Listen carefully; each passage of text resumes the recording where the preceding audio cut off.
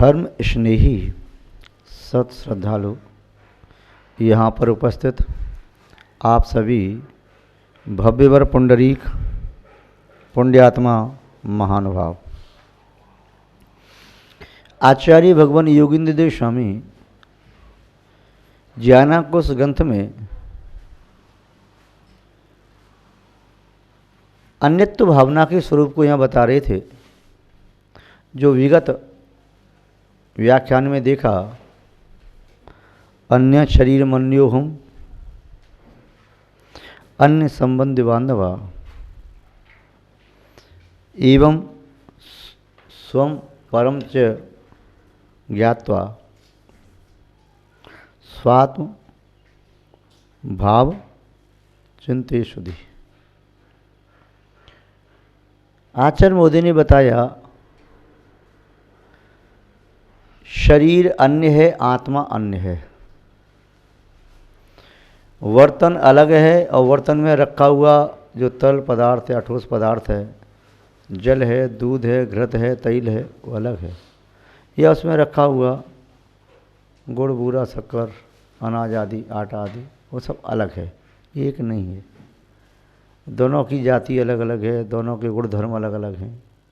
ऐसे ही आचार्य मोदी ने 35वें श्लोक में बताया था, आत्मा से पृथक शरीर, जिसे नौकर्म कहते हैं, ज्ञानावरण आदि द्रव्य कर्म, राग द्वेष आदि भाव कर्म, ये सब अन्य है। इसके साथ साथ असद्भूत, अनुपचरित और उपचरित नए से प्राप्त जो भी पदार्थ हैं, जैसे मकान, गृह, ये भवन, धर्मशाला, दुकान, गोदाम, फैक्ट्री, ये सब पृथक हैं। और अनुपचरित से कहेंगे तो शरीर आदि, उपचरित से कहें तो अन्य पदार्थ। उसमें भी अनुपचरित से यदि सद्भूत की अपेक्षा कहते हैं तो केवल गण आदि गुणों को अलग किया। अनुपचरित में असद्भूत कहें तो द्रव्य कर्म, भाव कर्म आदि। उपचार से या अनुपचरित में शरीर आदि को भी ले लिया। उपचार से कहें तो सद्भूत में तो ये शरीर के का जो एकत्व आत्मा के साथ अभी है उसको मान लिया, किंतु दोनों की जाति अलग अलग है।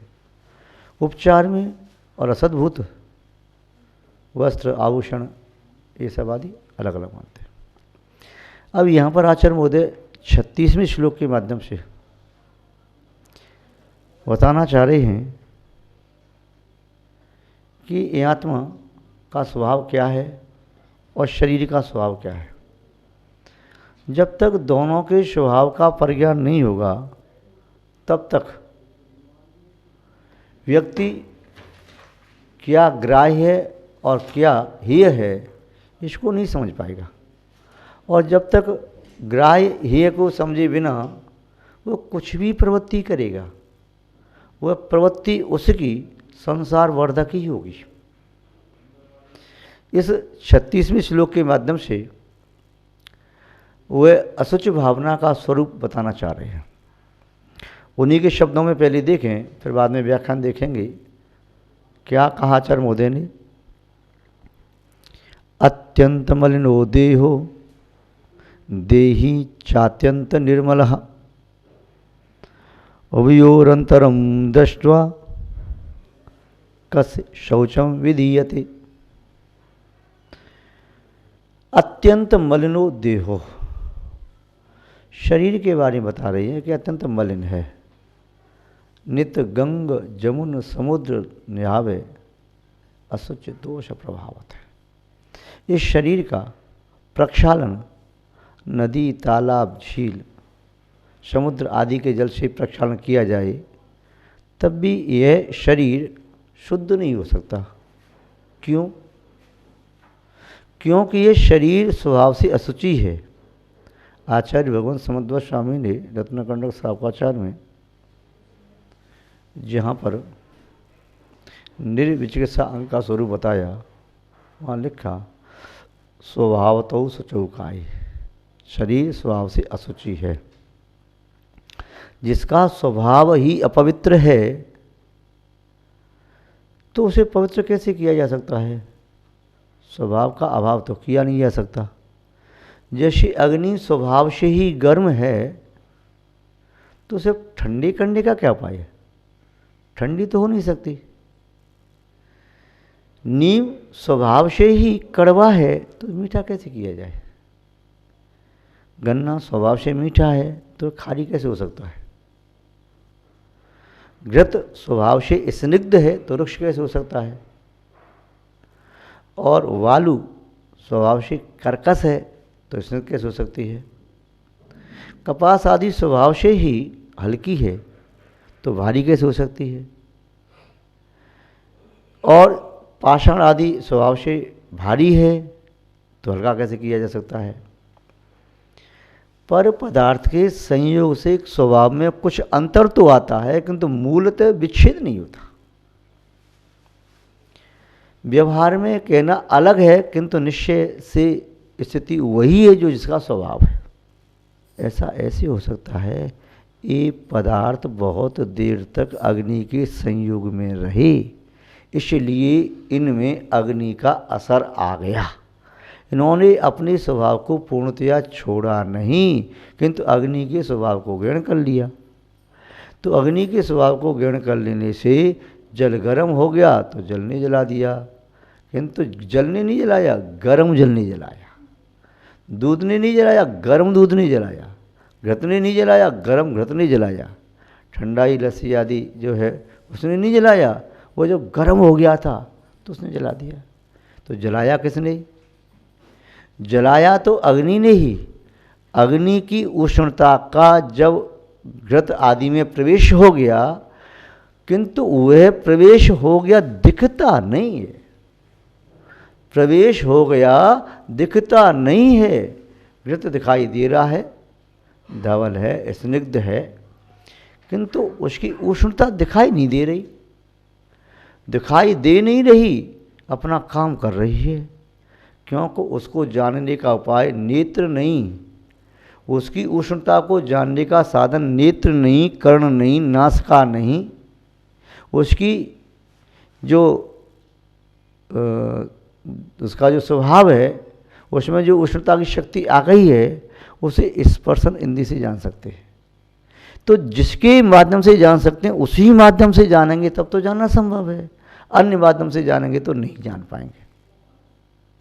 आचार्य महोदय कह रहे हैं कि दूध में, जल में, घृत आदि में उष्णता अग्नि दिख नहीं रही फिर भी जला दिया, और जल दिख रहा है फिर भी शीतलता नहीं दे पा रहा है जरूर स्वभाव उसमें शीतलता का। अग्नि से दूर कर दो, थोड़ी देर के लिए रख दो अलग से, ठंडा हो जाएगा, स्वतः ठंडा हो जाएगा, ठंडा अलग से करने की आवश्यकता नहीं। ऐसे ही जीव पुद्गल के संयोग से पुद्गल स्वभावी हो गया है।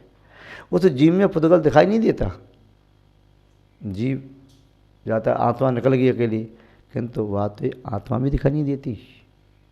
अब यहाँ पुद्गल तो दिखाई दे भी जाए, आत्मा दिखाई नहीं देती, किंतु आत्मा भी है, और आत्मा का स्वभाव अनंत ज्ञान दर्शन आदि है। दिख नहीं रहा, बना भिखारी निपट अज्ञान, निपट अज्ञानी बन करके भिखारी बन गया, वह तीन लोग का नाथ होकर के। तो यहाँ पर कह रहे आचार्य महोदय कि जो संसार में जीव को दुख दे रहा है वह जीव नहीं है, जो दुख दे रहा है वह क्या है? वह अजीव है, पुद्गल है, कर्म है। आत्मा कभी आत्मा को दुख दे ही नहीं सकती, किंतु आत्मा ने अपने अंदर पुद्गल को समाहित कर लिया तो उस पुद्गल के उदय से कभी कष्ट का अनुभव होता है तो कभी सुखानुभव होता है, सुखाभास का अनुभव। किंतु पुद्गल चेतना का गुण नहीं, धर्म नहीं, स्वभाव नहीं, किंतु ग्रहण तो किया है। आत्मा पुद्गल के साथ होकर के पुद्गल जैसी प्रवृत्ति करने लगी। जैसे जल अग्नि के संयोग से अग्नि का असर दिखाने लगा, ऐसे आत्मा भी ये पुद्गल का असर दिखाने लगी। ये सब पुद्गल की पर्याय हैं। बंध, संस्थान, सूक्ष्म, स्थूल पुद्गल की पर्याय है, या गुणस्थान मार्गस्थान आदि पुद्गल के निमित्त से हैं। प्योर पुद्गल की नहीं, पुद्गल के निमित्त से, किंतु शुद्ध जीव में नहीं है। तो यहाँ बता रहे थे कि देह स्वभाव से अत्यंत मलिन है। जो मलिन है तो उसे शुद्ध कैसे किया जाता है? कोई साधन नहीं शुद्ध करने का। कोयला होइन उजरो सोमन सावन खाए। जिसका जैसा स्वभाव है वह स्वभाव कैसे नष्ट किया जा सकता है? कोयले को व्यक्ति नदियों के समुद्रों के पानी से धोए, सावन से धोए, तो कोयला क्या सफ़ेद हो जाएगा? नहीं हो सकता, काला का काला रहेगा। ऐसे ही आत्मा को समुद्र नदी के जल से स्नान कराओ तो क्या शुद्ध हो जाएगी? नहीं। कोयला को सफ़ेद करने का साधन है कि कोयला को अग्नि में डाल दो, अग्नि में जल जाए पूरा कोयला तो राख हो जाएगी, तो राख सफ़ेद हो जाएगी। ऐसे ही आत्मा को तप की, ध्यान की, ज्ञान की अग्नि में डाल दो तो आत्मा भी सफ़ेद हो जाएगी। और कर्म भी यह मुक्त हो जाएंगे, ये भी धवल हो जाएंगे, कारमान वर्णा बन जाएंगे। तो जो शरीर का स्वभाव है वो स्वभाव को विभाव नहीं कर सकते। जैसे कोई भी व्यक्ति 2 अंकों में 100 नहीं लिख सकता। 2 अंकों की बड़ी संख्या 99 है, 2 अंकों में 100 नहीं लिखे जा सकते। 1 अंक में 2.5 के अंक नहीं लिख सकता, 1 अंक की बड़ी संख्या 9 है। अब 2.5 लिखेंगे तो 2 अंक लिखने पड़ेंगे, सैकड़ा लिखेंगे 3 अंक लिखने पड़ेंगे। 3 अंक में 1000 की संख्या नहीं लिख सकता। तो ऐसे ही क्योंकि स्वभाव है, स्वभाव को अन्यथा नहीं कर सकते। ऐसे ही स्वभाव है, शरीर का स्वभाव है मलिनता। गंदगी क्या कभी शुद्ध हो जाएगी? गंदगी गंदगी रहेगी। और जो शुद्ध है, शुद्धता इसका स्वभाव है, वह कभी गंदा नहीं होता। रत्न आदि हैं, कभी गंदगी ग्रहण नहीं करता। शुद्ध रत्न है, कहीं कीचड़ में भी पड़ जाए तब भी वह अपनी शुद्धता छोड़ता नहीं, कीचड़ में से निकाल दो, थोड़ा जल डाला कर शुद्ध हो गया। तो आत्मा स्वभाव से शुद्ध है, शुद्ध है आत्मा स्वभाव से। कर्मों के संग से शुद्ध हो गई है, कर्मों का संग दूर होता ही आत्मा फिर शुद्ध हो जाएगी। जपा कुसुम रखा है स्फटिकमणि के पास, उसके माध्यम से स्फटिकमणि का रंग भी लाल हो गया, अब लाल दिखाई दे रहा है। किंतु जपा पुष्प को दूर कर दो तो स्फटिकमणि जो कि तो सभी दिखाई देने लगी, वही अपने स्वभाव में आ गई। ऐसे ही जब तक किसी पर वस्तु का संयोग होता है तो उसका प्रभाव इस वस्तु पे दिखाई देता है, उसके प्रभाव से दूर कर दो तो प्रभाव दूर हो जाएगा, फिर ज्यों का तो दिखाई देने लगेगा। इसलिए आचार्य महोदय ने कहा अत्यंत मलिनो देहो, यह शरीर तो अत्यंत मलिन है।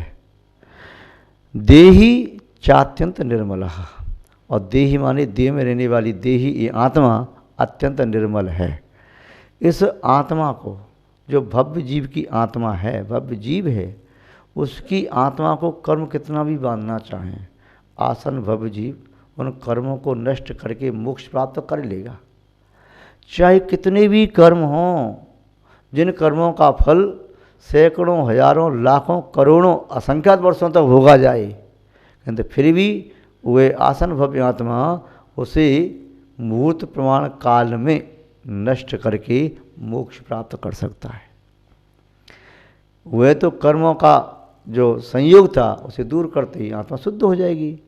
आत्मा यदि शाश्वत अशुद्ध मान लेंगे तो कर्मों के दूर होने पर भी अशुद्ध बनी रहेगी। आत्मा को शाश्वत शुद्ध मान लेंगे तो वे कर्म का प्रभाव दिखाई नहीं देगा। किंतु आत्मा वर्तमान काल में कर्मों के प्रभाव से अशुद्ध है। जैसे जल अग्नि के संग से गर्म हो गया, वैसे ही आत्मा कर्म के प्रभाव से अशुद्ध हो गई।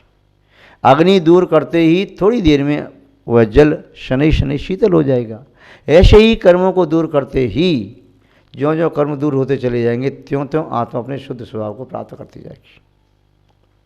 आचार्य महोदय का भाव यही है कि अत्यंत मलिनो देहो, ये शरीर तो अत्यंत मलिन है। इस शरीर की सेवा करना व्यर्थ है। इस शरीर को नित्य नित्य स्नान कराना व्यर्थ है। इस शरीर को नित्य नित्य श्रृंगार करना व्यर्थ है। आचार्य भगवान पूज्यपाद स्वामी जी ने इष्टोपदेश ग्रंथ की 19वीं कारिका में लिखा, यद जीव शुभकाराय तद्देह शापकारकम, यद देह शुभकाराय तजीव शापकारकम। जो देह का उपकार करता है वह आत्मा का अपकार करता है, जो आत्मा का उपकार करता है उसे देह का अपकार होता है। दोनों एक साथ नहीं हो सकते। एक राही एक समय में दो रास्ते नहीं चल सकता, और वे रास्ते दोनों आपस में एक दूसरे के विपरीत हों। पूर्वाभिमुख होकर के जिस मंजिल को प्राप्त किया जा सकता है, पश्चिमामुख होकर के उस मंजिल को प्राप्त नहीं कर सकते। यदि पश्चिम की ओर गमन हो रहा है तो पूर्व से दूरी बढ़ रही है, और पूर्व की ओर गमन हो रहा है तो पश्चिम से दूरी बढ़ रही है। तो आचार्य महोदय का भाव यही है कि एक साथ आत्मा और शरीर दोनों की सेवा संभव नहीं है। तो यहाँ पर कहा कि यह व्यक्ति अवयोरंतरम दृष्टवा, दोनों के अंतर को देख करके, किसके अंतर को? देह और देही के अंतर को, स्वभाव को देख करके क्या करे? करे कस्य शौचम विधीयते। जब अंतर को देख लिया तब बताना नहीं पड़ेगा तुम्हें शुद्धि किसकी करनी है। जो काम हो ही नहीं सकता उस काम को करने से लाभ क्या? अग्नि कभी ठंडी हो ही नहीं सकती तो उसमें समय और श्रम व्यर्थ गंवाना उचित तो नहीं। बुद्धिमान ऐसी प्रवृत्ति नहीं करते। और जो हो सकता है, पानी ठंडा हो सकता है तो पानी को ठंडा कर लो अग्नि से अलग करके। जो गंदगी है, कीचड़ है, वह कभी शुद्ध हो ही नहीं सकता तो उसकी शुद्धि में क्यों लगे? जो शुद्ध हो सकता है, रत्न है, स्वर्ण आदि है, उसको शुद्ध कर लो। ऐसे ही जो शरीर कभी शुद्ध हो ही नहीं सकता तो उसकी शुद्धि में अनादिकाल से लगे चले आ रहे, अब क्यों लगो? और जो आत्मा शुद्ध हो सकती है उसका इतना ध्यान दिया नहीं, उसकी शुद्धि में लग जाना चाहिए। तो आचार्य महोदय ने बताया कस्य शौचम विधीयते, ज्ञानी व्यक्तियों के द्वारा किसकी शुद्धि विधेय है? तो आत्मा की शुद्धि करना विधेय है। शरीर की शुद्धि करना यह विवेकशीलता नहीं, मूर्खता है। तो आचार्य महोदय के भाव को इतना ही ग्रहण करें कि शरीर के पोषण में, संस्कार में, शुद्धि में न लग करके आत्मा की शुद्धि का परम पुरुषार्थ करना चाहिए। आज बस इतना ही। जय बोलिए श्री शांतनाथ भगवान की, परम पूज्य आचार्य गुरुदेव श्री विद्यानंद जी महाराज की, अहिंसा में विश्व धर्म की।